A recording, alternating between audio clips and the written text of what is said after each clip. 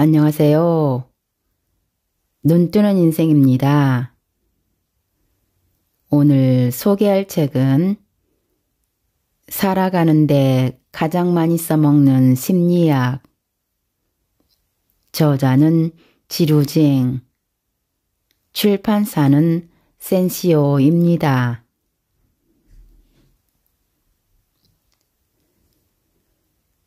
삶의 5가지 요소를 균형 있게 발전시켜라. 사람마다 행복에 대한 정의가 다르다. 어떤 사람은 재산을 갖는 것이, 어떤 사람은 건강한 것이, 어떤 사람은 성공한 것이, 또 어떤 사람은 마음이 편한 것이 행복이라고 생각한다. 대다수의 사람들이 행복을 추상적인 개념으로 정의하기 때문에 행복이 무엇인지 헤아리기 어렵고 이해하기도 쉽지 않다. 행복은 삶의 곳곳에 관여하기 때문에 시소와 같이 각 부분의 균형이 맞아야 한다.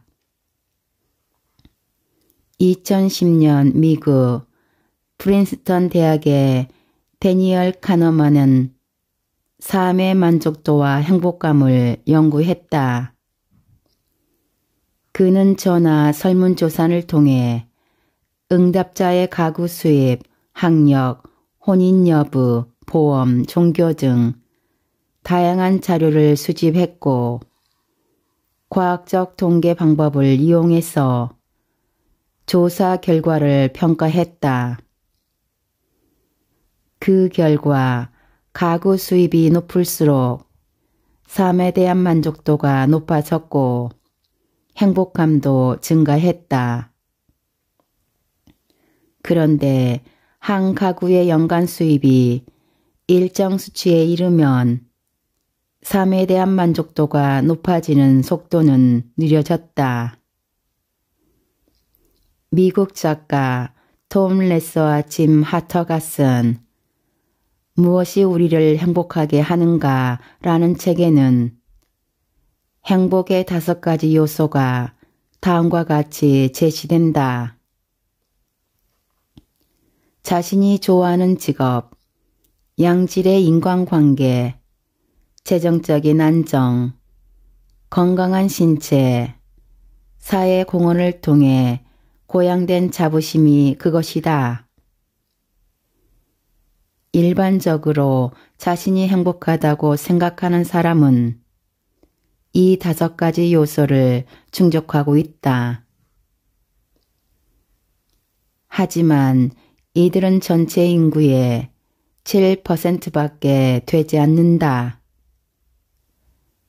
대다수의 사람들은 일부 요소만 갖추고 있어서 자신의 삶에 만족하지 못하거나 행복감을 느끼지 못한다. 그 주된 이유는 사람들이 삶의 한 가지 요소에만 관심을 두고 다른 요소 외에는 소홀하기 때문이다.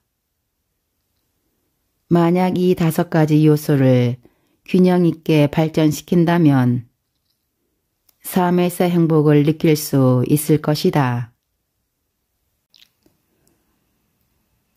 듣고 싶은 것만 듣는 칵테일 파티 효과. 어느 날 한 기자가 아인슈타인과 함께 산책을 나갔다. 그는 아인슈타인에게 몇 가지 궁금한 점을 물었다. 기자는 나중에 또 다른 궁금한 점이 있으면 물어보려고 그에게 전화번호를 알려달라고 정했다. 아인슈타인은 흔쾌히 승낙했다. 산책을 마친 뒤 아인슈타인은 전화번호 수첩에서 자신의 전화번호를 찾은 뒤 기자에게 적으라고 번호를 하나하나 읽어주었다. 기자는 자신의 전화번호조차 기억하지 못하고 수첩에서 찾는 아인슈타인을 이해할 수가 없었다. 기자의 마음을 읽은 아인슈타인은 이렇게 말했다. 전화번호에 이미 적혀 있는데 굳이 머릿속에 기억할 필요가 있겠소? 위의 유라가 사실인지 아닌지 의구심을 품는 독자도 있을 것이다. 그러나 이 이야기의 핵심은 우리의 뇌가 활동할 때 세심한 선택 과정을 거친다는 것이다. 뇌는 주변 환경 속에 불필요한 정보를 걸러내서 보다 중요하고 가치가 높은 일에 주의를 기울인다. 이는 마치 칵테일 파티에 참석한 사람들의 행동과도 같다. 파티장에는 웃음소리, 발걸음소리, 술잔을 부딪히는 소리, 음악소리, 사람들의 말소리 등 온갖 다양한 소리로 떠들썩하다.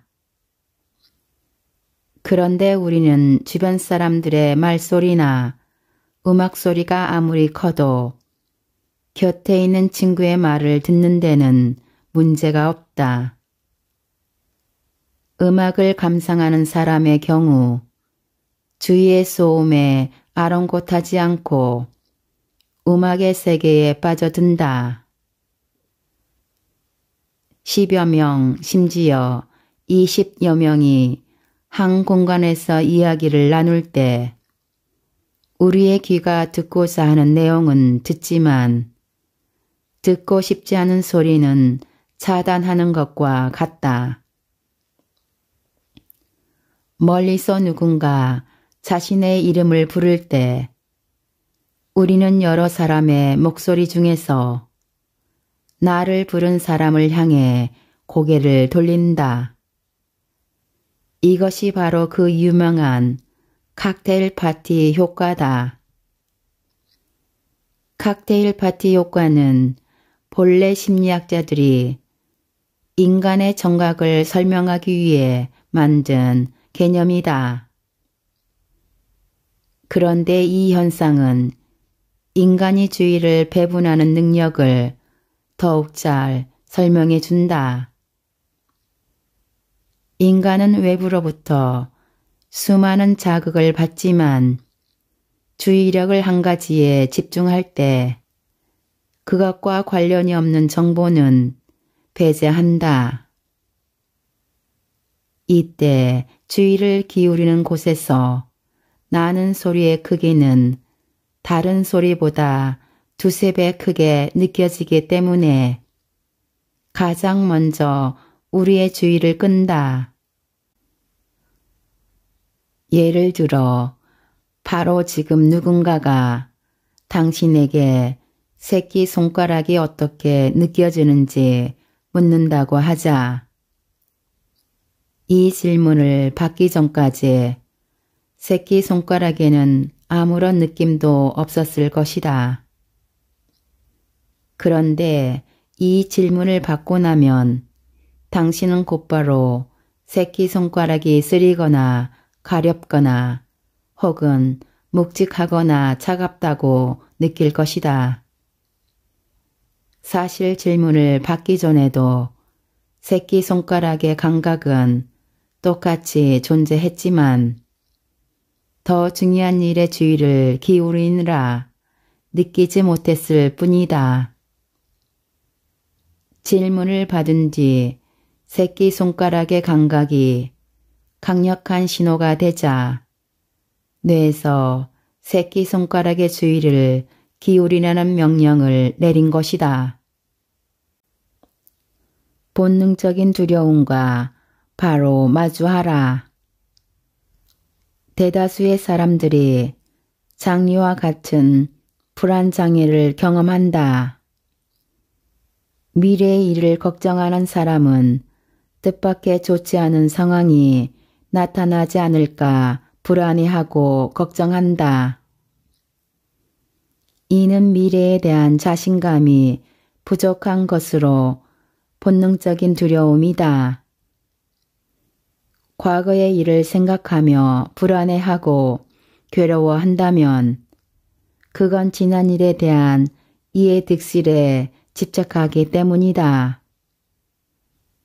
만약 진행 중인 일을 걱정하는 것이라면 그것은 일반적인 걱정이다. 일상생활에서 누구에게나 일어나는 정상적인 심리 현상일 뿐이다. 증상이 경미하다면 본인 스스로 마음을 편히 갖거나 친구에게 마음을 털어놓음으로써 완화될 수 있다. 반면 증상이 심각하다면 정신과 의사의 도움을 받아야 한다. 미국 심리학자 줄리안 세이어는 이렇게 말했다. 인간은 아무런 도움도 되지 않는 과도한 생각에 빠지기 쉽다. 인간의 뇌가 위대한 문명을 건설했다고 해서 무엇에든 적응하는 것은 아니다. 왜냐하면 인간은 본래 아무런 위협도 되지 않은 생각의 늪에 빠질 수 있기 때문이다. 최근 연구 결과에 따르면 과도한 생각에 빠진 사람들은 일반적으로 혈압이나 심장 박동이 정상적인 사람보다 높고 면역력이 비교적 약하며 심장의 부담을 가중하고 수명을 감소시키는 스트레스 호르몬을 대량으로 분비하는 경향이 있다. 중국의 고대 의학 이론서인 황제내경에는 생각은 비장을 상하게 한다라는 구절이 있다. 중의학은 인간의 모든 감정이 내장기관에 영향을 미쳐서 기와 혈의 운행에 문제를 일으킬 수 있다고 본다.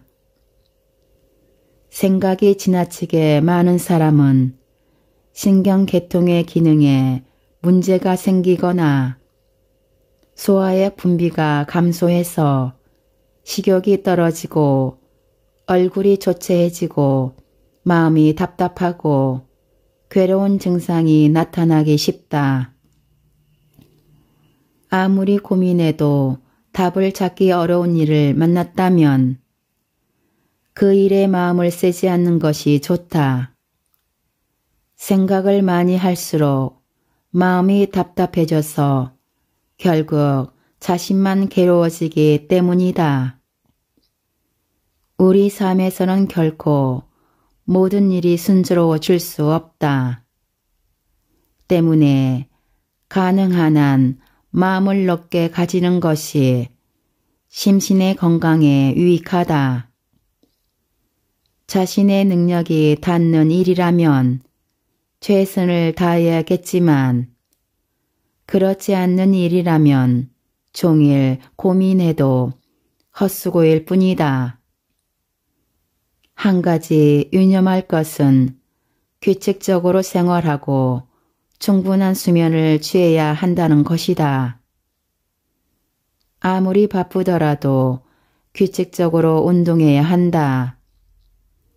또 마음을 안정시키는데 효과가 있는 음식을 섭취해서 마음은 물론 몸에 이르기까지 전면적이고 적절한 관리가 필요하다. 어느 만우절에 누군가가 마크 트웨인에게 짓궂은 장난을 쳤다. 뉴욕의 한 신문에 마크 트웨인이 사망했다라는 부고를 발표한 것이다. 이 소식을 듣자 전국 각지에서 마크 트웨인의 집에 조문을 왔다. 하지만 그들은 부고란에 이름이 오른 작가가 자기 집에서 멀쩡하게 집필하고 있는 모습을 보자 이구동성으로 헛소문을 퍼뜨린 신문사를 비난했다. 그러자 마크 트웨이는 조금도 화난 기색이 없이 담담하게 말했다. 신문사에서 올린 내 부고가 틀린 건 아니야. 단지 날짜를 앞당겼을 뿐이라네. 인생에서 유머는 매우 훌륭한 자양분이어서 인생의 험로를 지나고 있는 사람에게 고통을 잊게 해주고 깊은 혼란에 빠진 사람에게 기쁨을 찾아준다. 유머를 잘 구사하는 사람은 그들의 삶마저 멋지다. 그러나 유머를 잘 구사하려면 기술과 지혜가 필요하다. 재주와 학식이 얕은 사람은 유머 감각이 떨어지고 유머를 남용하는 사람은 상대방이 반감을 느껴서 피하려고 한다. 조지 버나드 쇼는 소년 시절 매우 똑똑했고 유머 감각이 풍부했다. 하지만 그는 언제나 독서를 퍼부었고 농담을 하며 상대방을 비꼬았다. 사람들은 그의 농담을 들을 때마다 마치 조롱받는 기분이 들어 매우 불쾌했다. 한 번은 버나드 쇼의 친구가 그에게 말했다. 자네는 정말 농담을 잘해. 재미있고 지혜도 담겨있고 자네의 재능도 여실히 보여주지. 하지만 자네가 농담을 할 때 모든 사람들이 불편해한다는 사실을 알고 있나? 자네의 재능이 다른 사람보다 뛰어나고 자네가 하는 농담에 다들 웃기는 하지만 사람들 모두 자네가 그 자리에 없다면 훨씬 더 즐거울 거라고 생각한다네. 친구의 말에 버나드 쇼는 꿈에서 깨어난 것만 같았다. 그는 자만심에 빠져서 자신의 농담이 다른 사람들을 괴롭게 한다는 사실을 전혀 의식하지 못했다. 그날 이후 그는 유머를 남용하는 습관을 버리고 자신의 재능을 문학작품에 쏟았다. 가장 큰 잠재력은 긍정 마인드에서 나온다. 사원의 젊은 수도승이 새로 들어왔다. 그는 좀처럼 마음을 잡지 못하고 매일 반복되는 지루하고 단조로운 수행 생활에 괴로워했다. 동료들이 그에게 여러 차례 충고했지만 아무런 소용이 없었다. 이 사실을 알게 된 스승이 직접 나서서 그를 깨우치기로 했다. 어느 가을 아침 스승이 젊은 수도승에게 부엌에서 소금을 가져오라고 했다. 수도승은 영문을 몰랐지만 스승의 말대로 소금을 가져왔다. 사부는 그에게 소금 한 주먹을 물잔에 넣은 뒤 그것을 마시라고 내밀었다. 수도승은 얼굴을 찌푸리며 소금물을 마셨다. 스승이 물었다. 맛이 어떠냐? 수도승이 대답했다. 짭니다. 스승은 빙그레 웃으며 수도승에게 다시 소금을 가지고 산 아래 호숫가로 내려와서 자신을 찾으라고 했다. 수도승이 소금을 들고 호숫가로 가니 스승은 호수에 소금을 뿌리라고 했다. 스승이 수도승에게 말했다. 이제 호수의 물을 맛보거라. 수도승은 스승이 시키는 대로 호수의 물을 떠서 마셨다. 맛이 어떠하냐? 아주 달고 시원합니다. 짠맛이 느껴지느냐? 아니요. 스승은 수도승을 자신의 곁에 앉게 한 뒤 차분하게 말했다. 인생의 고통은 바로 이 소금과 같이 고작 한 줌에 지나지 않는다. 더 많지도 더 적지도 않다. 그러나 그 고통을 느끼는 정도는 우리가 고통을 어디에 담느냐에 따라 달라진다. 내가 이 고통을 작은 물잔이 아닌 호수에 담는다면 너의 고통은 희석되어 아무것도 느껴지지 않을 것이다. 수도승은 스승의 가르침에 무언가 깨달은 듯 고개를 끄덕였다. 그날 이후로 그는 경건하게 수행에 임했다. 행복한 사람이 행복하게 사는 것은 그의 삶이 순조롭기 때문이 아니다. 그가 긍정적인 태도로 자신의 실패와 좌절을 대하기 때문이다. 괴로운 사람이 괴로운 것은 그가 세상에서 가장 불행하거나 그의 삶이 온통 가시밭길로 가득하기 때문이 아니다. 그가 소극적이고 비관적인 태도로 어려움을 대하며 온갖 이유를 들어 자신의 실패를 설명하기 때문이다. 가장 큰 가능성과 잠재력을 지닌 사람은 남들보다 뛰어난 능력을 가진 사람이 아니라 성공할 때도 의연함을 잃지 않고 실패해도 뜻을 꺾지 않는 사람이다. 그들은 공경 속에서 희망을 보며 좌절 속에서도 기쁨을 찾는다. 그런 사람은 희망을 파종하고 자기 삶의 주인이 된다. 당신의 모험을 막는 것부터 찾아라.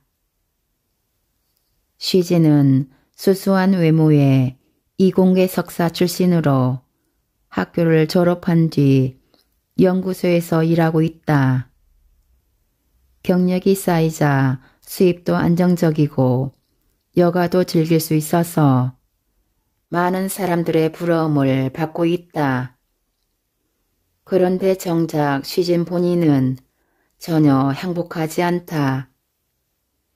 그는 성격이 유약하고 다른 사람의 눈치를 자주 보았다. 입사한 지 3년이 지났지만 자리를 잡지 못했고 동료들과 함께 지내면서 생긴 사소한 일을 자주 마음에 담아두며 고민했다. 쉬지는 전공 분야에 있어서만큼은 스스로 전문가라고 자신했다. 연구소 동료 중에 장예가 자칭 1인자라고 떠벌리지만 그는 자신이 최고라고 생각했다. 그러다 보니 연구소에 입사한 이래로 그와 장예는 줄곧 서로에게 라이벌 의식을 느꼈고 누가 최고인지 가려보길 원했다. 그런데 쉬지는 유약한 성격 때문에 자신의 능력을 제대로 발휘하지 못했다. 어느 날 쉬지는 부서원들과 새로운 프로젝트에 관해 회의하고 있었다. 쉬지는 현재 논의 중인 방법을 사용했을 때의 문제점을 지적했다. 그는 자신의 주장을 뒷받침할 근거를 가지고 있었다. 하지만 장예가 자신의 주장을 강하게 밀어붙이자 쉬지는 동료들로부터 반감을 살 것이 두려워 회의 후반에 가서는 완강했던 태도를 누그러뜨렸다. 그는 매번 이런 식으로 자기 의견을 관철하지 못하고 상대방이 강하게 밀어붙이면 맥없이 저 자세로 돌아섰다. 회의가 끝나고 그 일을 다시 생각하자 자신이 너무 답답했고 이악하게 물러선 것이 후회됐다. 1년이 지난 뒤 장례는 승진했고 취지는 좁은 연구실에 남아서 다람쥐 쳇바퀴 도는 생활을 반복했다. 취지는 다른 사람의 눈을 과도하게 의식했다. 그는 연구소에서 제공하는 기숙사에서 동료 한 명과 같은 방을 쓰고 있는데 늘 눈치를 보았다. 동료가 잠을 자고 있으면 방해하지 않으려고 까치발로 다니며 조심하면서 행동했다. 동료는 그의 이런 배려를 사람들에게 이렇게 말했다. 쉬지는 유령 같아. 걸을 때 소리도 안 난다니까. 동료의 이 말을 들은 쉬지는 억울했지만 그렇다고 해서 대놓고 따지지도 못했다. 그는 연구소에서 3년 동안 일하면서 마음 맞는 친구 한 명 사귀지 못했다. 그가 짝사랑하는 여자 동료가 있었지만 그녀는 의도적으로 그를 멀리했다. 때로 그는 자신이 정신질환을 앓는 것이 아닌지 의심이 들었다. 하지만 정신질환을 정말 앓고 있더라도 의사를 찾지는 않을 것이다. 그렇게 했다가는 동료들이 색안경을 끼고 자신을 볼 것이 뻔했기 때문이다. 쉬진의 사례는 성격 결함 중에서 무력감과 부적응에 속한다. 이런 분류의 사람들은 기운이 없고 기분이 늘 다운되어 있으며 정신적인 압박과 의지 박약이라는 이중고에 시달린다. 인간관계와 사회생활에 적응하는 능력이 약해서 심리적으로 불안해지면 쉽게 비정상적인 행동을 보인다. 그러나 성격적 결함은 바꿀 수 없거나 극복할 수 없는 것이 아니다. 일기를 쓰거나 잠들기 전 오늘 일어난 일을 회상하는 자기 반성법을 통해 자신이 한 행동과 처한 상황을 돌아보며 성격을 개선할 수 있다. 자신의 성격에서 결함을 발견한 뒤 다른 사람과의 관계 속에서 결함을 고쳐나가는 것이다. 다른 사람과 지내면서 갈등이나 다툼이 생기는 것은 서로 간의 의견이 일치하지 않고 두 사람의 성격이 어긋나기 때문이다. 그러므로 다른 사람의 성격을 자신과 대조하면서 자신이 어떤 성격적 결함을 가졌는지 개선하는 것이 바람직하다. 기뻐서 웃는 걸까? 아니면 웃기 때문에 기쁜 걸까? 사람들은 정서가 먼저 생기고 그 반응으로 행동한다고 알고 있다. 즉, 슬퍼서 울고 두려워서 몸을 떤다고 말이다. 하지만 심리학자는 실험을 통해 이와 상반된 관점을 증명했다. 제임스와 랑게가 지적한 대로 인간은 울기 때문에 슬프고 몸을 떨기 때문에 두려움을 느낀다. 아래 일본의 한 기업가가 행한 표정관리 훈련은 이 이론을 응용한 것이다. 일본에서 생산한 전자제품과 자동차는 그 품질을 인정받아 전 세계에 판매된다. 일본인의 장사 수완 역시 세계적으로 인정받고 있다. 그러나 일본인은 감정을 밖으로 드러내지 않아서 고객을 향해 좀처럼 미소를 짓지 않는다. 서양인은 공통적으로 일본인의 비즈니스 스타일을 융통성이 없다고 평가한다. 일본인의 이러한 감정 표현에 문제를 느낀 한 기업가가 직원들에게 미소 짓는 법을 훈련시켰다. 퇴근하기 30분 전 이 기업의 사무실에서 모든 직원이 업무를 중단하고 미소 짓는 훈련을 시작했다. 직원들은 젓가락을 한 짝 입에 가로로 문 뒤 그때의 얼굴 표정을 고정한 채 젓가락을 떼어냈다.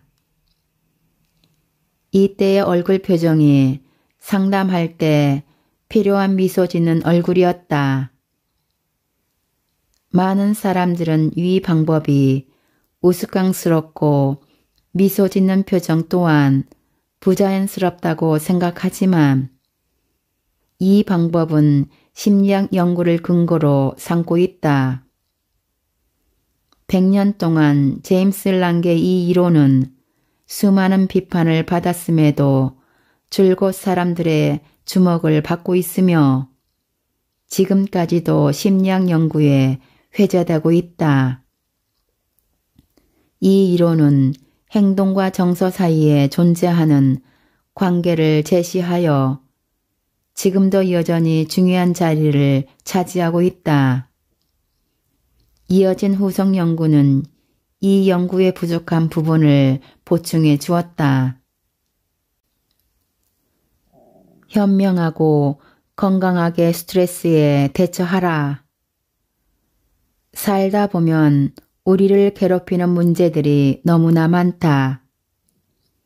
직장에서의 의사결정, 연애하면서 생기는 곤란한 문제, 가족 사이의 관계, 친구와의 우정 등 모두가 해결이 안 되는 문제들이고 끊임없이 우리를 억누르는 스트레스이다. 모든 사람은 각자 다른 환경에 처해 있기 때문에 해결해야 할 문제가 다르고 감당해야 할 스트레스가 다르다. 스트레스는 늘 우리를 긴장하고 불안하게 만들기 때문에 느슨해진 생활마저도 바짝 긴장하게 한다. 그러나 심리학자들은 생활 속에서 느끼는 적당한 스트레스는 지극히 정상이며 심신의 건강에 유익하다고 말한다. 다음과 같은 이야기가 있었다. 어느 80살이 넘은 할머니가 땔감을 구하러 산에 올랐다. 할머니는 기운이 없어서 땔감을 한 묶음씩 나누어 산 아래로 옮겼고 가는 길에 지치면 바닥에 걸터 앉아 잠시 쉬었다. 날이 곧 어두워지려고 하자 할머니는 이런 생각이 들었다. 애들이 내가 돌아오지 않는 것을 보면 분명 나를 데리러 오겠지.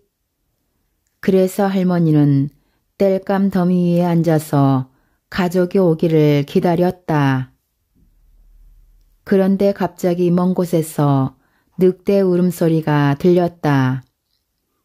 늑대 울음소리가 점점 가까이 들리자 할머니는 겁이 덜컥 난 나머지 땔감 더미를 짊어지고 쟁걸음으로 산을 내려갔다. 사람의 잠재 능력은 대단하다. 기력이 없는 할머니라도 극도로 긴장된 상황에서는 놀라운 힘을 발휘한다. 사실 인간은 생각만큼 그렇게 약하지 않다. 막다른 골목에 내몰리면 믿기 어려운 능력을 발휘하고 자신도 미처 몰랐던 새로운 면이 드러난다. 스트레스 때문에 삶을 엉망으로 만들지 아니면 나태했던 자신을 자극해서 잠재된 능력을 발휘할지는 오로지 우리 자신에게 달려있다. 집에서든 아니면 직장에서든 자신을 긴장시키는 일을 자신의 잠재된 능력을 깨우는 유용한 기회로 삼아서 스트레스를 에너지로 삼는다면 건강하고 낙천적인 태도를 유지할 수 있으며 현명하게 스트레스에 대처할 수 있을 것이다. 태도는 심리적인 기대에 큰 영향을 준다. 연못가에 개구리떼가 살고 있었다. 어느 날 어린 개구리들이 담력 겨루기 시합을 열었다. 까마득히 높인 철탑의 꼭대기에 오르는 개구리가 승자가 된다. 힘있고 날쌘 개구리들이 시합에 출전했다. 시합이 시작되자 구경하러 온 개구리 중 한 마리가 감탄하며 말했다. 철탑은 저렇게 높고 우리는 이렇게 작은데 어떻게 저길 올라간다는 거지? 또 다른 개구리가 맞장구를 쳤다. 말도 안 되지. 불가능하다고. 이런 시합을 연다는 것부터가 말이 안 되는 일이야. 시합에 나갔지만 맨 뒤에서 눈치를 보던 개구리들은 그 말을 듣자 기가 죽어서 시합을 포기했다. 그들은 길가 풀밭에 몸을 숨기고 철탑으로 향하는 개구리들을 지켜보았다. 이건 너무 어려운 일이야. 도저히 올라갈 수 없다고. 선수로 나온 개구리들도 서로 이런 이야기를 주고받았다. 그들은 움직임이 조금씩 느려지더니 급기야 바닥에 주저앉고 말았다. 그 뒤에 오던 개구리들은 그들을 밟고 뛰어올랐다. 점점 더 많은 개구리들이 철탑에 오르는 것이 너무 어렵다고 생각했고 도전할 용기를 잃고 줄줄이 포기했다. 그중 몸집이 작은 한 마리 개구리만이 계속해서 몸을 움직였다. 그는 시합이 시작된 뒤 쉬지 않고 철탑을 향해 몸을 날렸고 주위의 개구리들이 포기해도 전혀 신경 쓰지 않았다. 결국 그는 철탑 꼭대기에 오른 유일한 개구리가 되었다. 시합에서 우승한 개구리는 승리를 위해 끝까지 포기하지 않았고 그 결과 우승을 거두었다는 사실을 매우 자랑스럽게 여겼다. 그때 한 개구리가 그에게 와서 우승할 수 있었던 비결을 물었다. 우승한 개구리는 침착하게 대답했다. 시합에 나가기 전에 할아버지께서 이렇게 말씀하셨어. 이 시합은 계속 전진만 하면 되는 아주 간단한 경기라고 말이지. 나는 할아버지 말대로 계속해서 앞으로 갔을 뿐이야. 그렇게 가다 보니 금세 결승점에 와 있더라고. 이 일화로부터 우리는 행동하기 전의 태도가 행동의 결과에 얼마나 큰 영향을 미치는지 알 수 있다. 어떤 일이든 그 일을 하기 전에 자신에 대해 정확히 파악해야 하고 자신의 태도에 대해서도 정확히 평가해야 한다. 적극적인 사람은 더 많은 방법과 강점을 보지만 소극적인 사람은 오로지 약점과 어려움만 본다. 만약 자신이 실망과 불안으로 가득하다면 그때는 깨끗하게 포기하는 것이 낫다. 태도를 적극적으로 바꿔서 방법을 찾아내고 그 일을 해낼 수 있는 믿음을 가질 때 행동에도 늦지 않다. 지금까지 살아가는데 가장 많이 써먹는 심리학에서 일부 요약 발췌하여 읽어드렸습니다. 눈뜨는 인생의 리뷰 한마디는 아래 댓글에 있습니다. 감사합니다.